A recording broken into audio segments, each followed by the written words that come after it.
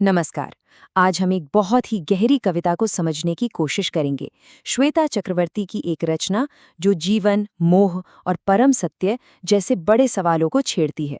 तो चलिए साथ मिलकर इस कविता की गहराइयों में उतरते हैं। तो देखिए, कविता की पहली ही लाइन बिल्कुल सीधे मुद्दे पर आती है। राम नाम ही सत्य है, मोह निंद्रा से जागो। यहीं से सच और भ्रम के बीच की जो खींचतान है वो शुरू हो जाती है। एक तरफ है राम नाम, मतलब वो अल्टीमेट ट्रूथ, परम सत्य, और दूसरी तरफ मोह निंद्रा, यानी दुनियादारी की अटैचमेंट वाली नींद।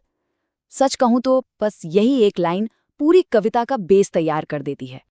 तो अब सवाल ये उठता है कि ये मोह निद्रा, ये सांसारिक दीवानगी का जाल आखिर है क्या?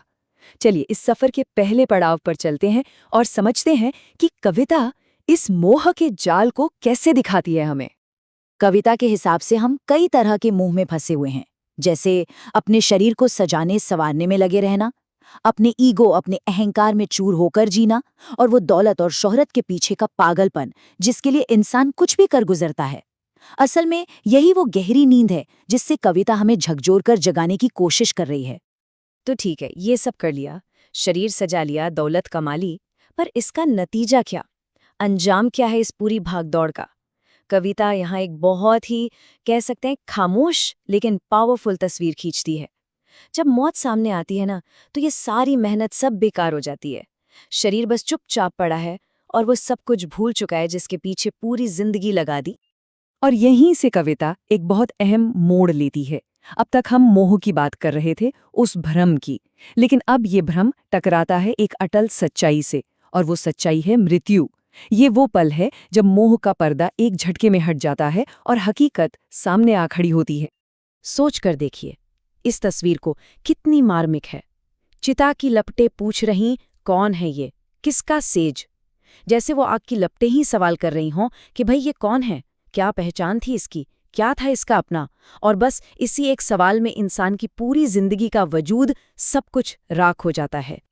कविता इस आखिरी सफर को, इस फाइनल जर्नी को बहुत ही साफ साफ स्टेप बाय स्टेप दिखाती है।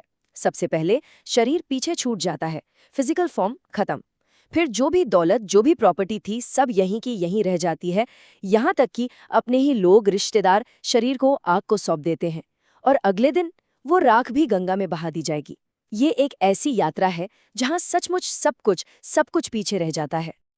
तो सवाल ये है कि जब सब कुछ छूट गया, शरीर भी नहीं रहा, तो फिर बचा क्या? है ना? अब कविता हमें इस फिजिकल दुनिया से आगे ले जाती है, उस एहसास की तरफ, उस अनुभव की तरफ जो परम सत्य का अनुभव है। और वो अनुभव क्या है?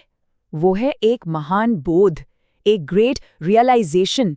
वो एहसास है जगत मिथ्या, ब्रह्म सत्य है। मतलब ये दुनिया, ये रिश्ते, ये दौलत जिसे हम असली समझकर पूरी जिंदगी सहेजते रहे, वो असल में एक इल्यूजन था, एक मिथ्या थी। असली, वास्तविक तो सिर्फ ब्रह्म है, वो परम सत्य। तो यहाँ पर देखिए फर्क कितना साफ है। एक तरफ है जगत जिसमें हमारा ये शरीर आता है, हमारे पैसे, हमारा ईगो, हमारे रिश्ते, ये सब कुछ जो एक न एक दिन खत्म हो ही जाना है। और दूसरी तरफ है ब्रह्म, वो परमानेंट सच्चाई, वो सत्य जो हमेशा था, हमेशा है और हमेशा रहेगा, हर चीज का सोर्स। चलिए अब कविता के सबसे जरूरी हिस्से, उसके निष्कर्ष पर आते हैं, क्योंकि यहाँ कविता हमें एक चाबी देती है, एक कुंजी, इस परम सत्य को सिर्फ मौत के बाद नहीं बल्कि जीते जी समझने की। और जानते हैं, यहीं पर इस कविता का जो टाइटल है राम नाम, वो असल में सार्थक होता है। तो होता क्या है कि जब ये दुनिया का भ्रम टूटता है ना, तो हर तरफ एक आवाज गूंजती है, एक चेतन गूंज, और वो है राम नाम की गूंज। यहाँ ये समझना बहुत जरूरी है कि राम नाम सिर्फ एक नाम नहीं है, ये उस परम सत्य का, उस अल्टीमेट रियलिटी का सिंबल है। ये चेतना की वो अवस्था है जो हमें मोह की गहरी नींद से जगाती है। और बस यहीं पर कविता का सबसे गहरा, सबसे पावरफुल मैसेज छिपा है। जो जीते जी जान गया जीवन का सार, वही जीते जी पार हुआ भवसागर अपार।